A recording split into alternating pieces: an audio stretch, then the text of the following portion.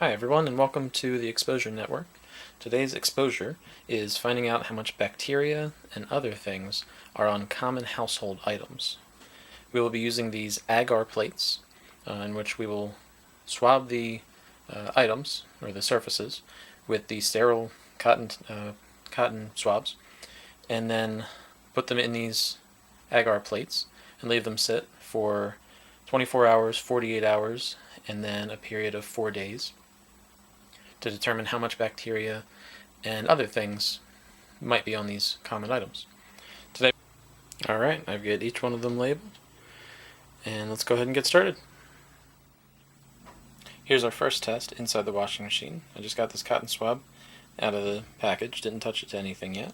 I'm going to get it a little wet as per the directions, and I'm just going to wipe it around on a bunch of different surfaces that the clothes would touch. Then I will wipe it around inside of here, get it nice and good inside of there. Then, as per the recommendation, put the lid on and flip it around and store it like that. Next up, we have this reusable water bottle. I'm going to get it nice and good inside of there, on the outside,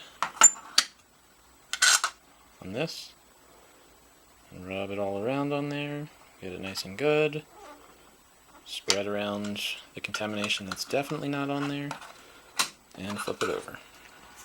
Next up we have doorknobs and the deadbolt at the top of this and the bottom, and I'll get this interior one and the knob lock, areas that we definitely don't clean ever, and the outside,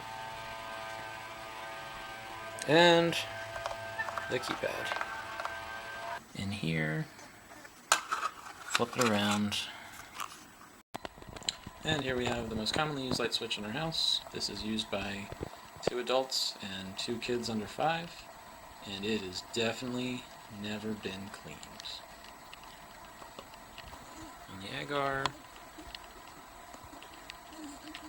we have the shelves in the refrigerator, another area that we definitely do not clean often because we're normal people. And I'll get a little bit up here too. Well, looks like something spilled up there, who knows what that is. And here we have the toilet seat.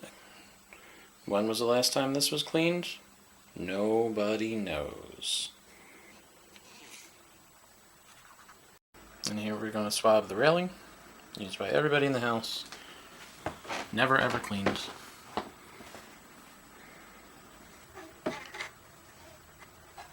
Flip it over. And here is the oven pan that sits in this drawer underneath the oven. And if you don't have one that looks exactly like this, you are missing out in life. I'm going to get it real good all over the cotton swab, which has been wet. This is an example of one that is obviously visually dirty, but who knows what it'll look like when the microorganisms grow or don't grow. Turn that over.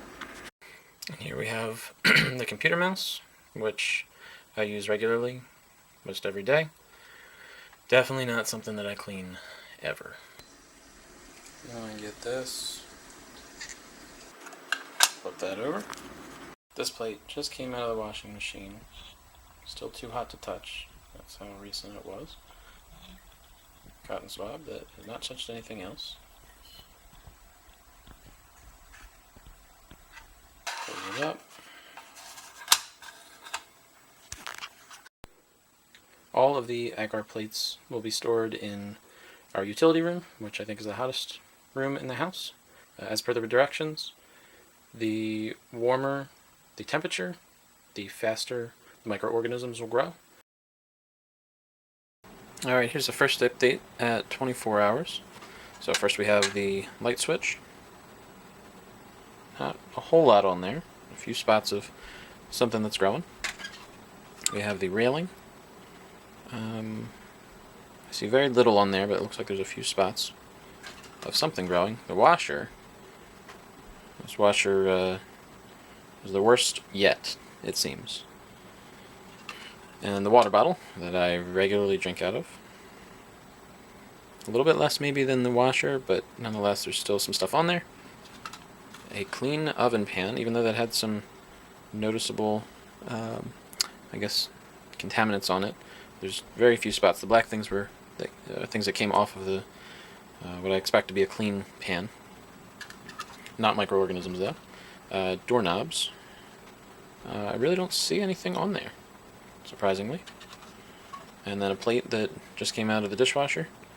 Not surprisingly, there's really nothing on there, which makes sense. It came out of that really hot steam in the dishwasher. The toilet seat. Surprisingly, I only see one little speck on there. The fridge shelf. Not faring so well. That might have the most so far. Okay, and then lastly, the computer mouse that I use most every day. I see one small spot on there, and that's all I see. Alright, so we'll check again tomorrow. This is the update at about 48 hours. Some pretty nasty stuff going on. So let's get into it. This is clean oven pan. It's got a little bit. We've got computer mouse. Also not that bad. We got the railing. A few spots on there. See 4 or 5. The plate that just came out of the dishwasher. It's got 2 spots on there, surprisingly.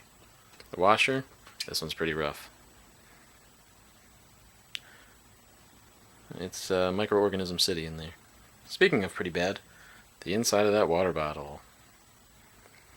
Right at the straw. The fridge shelf. We're going to go throw away our refrigerator. Toilet seat. Now here's surprising. Not much on the toilet seat.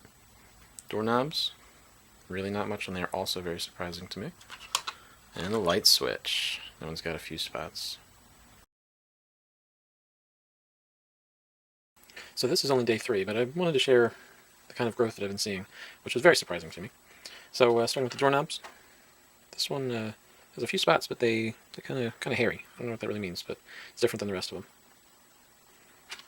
Here's the washer. That is disgusting looking. Plate that just came out of the dishwasher. A few spots on there. It should be reminded that this agar solution that's in here is made for growing these microorganisms. This is not something that would happen normally. This was a light switch. So whatever's in here, these plates are made for that kind of thing. There's the railing. Water bottle. This one's pretty rough. I don't know how to interpret what all of these mean, the different colors and different things. Shelf, refrigerator shelf, also pretty bad. Computer mouse. Not much on there, but a variety of microorganisms. Toilet seat. Among the fewest microorganisms on there.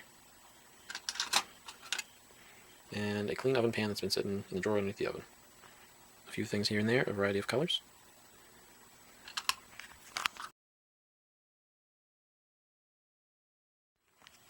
Alright, so this is actually day 5. So I'll start with the light switch. Yeah, pretty bad. Got some different colors and textures on there. Washing machine. Very surprising. Some real nasty stuff on there. That one kind of just below the middle has kind of a hairy looking feel to it. This is the plate that just came out of the dishwasher. A few different spots on it, surprisingly. Doorknob. That one's, yeah, it's got some hairy stuff growing all inside of there. I don't know what any of this is, so if anybody knows specifics about how to interpret that, by all means. This is the computer mouse that I use every day. Some different colors on there. I don't know what that brown one is, but there's some yellow, some white, some brown, some larger white. It's the toilet seat. Yeah, not a bit. About as much as just clean plate, maybe, surprisingly. An oven pan sitting in the drawer underneath the oven. Again, different colors, one brown, yellow and white going on there. And then the fridge shelf. Very surprising, lots going on there. Very consistent, though, with what it is. Here's that water bottle straw. Yeah, very surprising on that one, too. I drank out of that water bottle right after I swabbed this, by the way. And then the railing. Alright.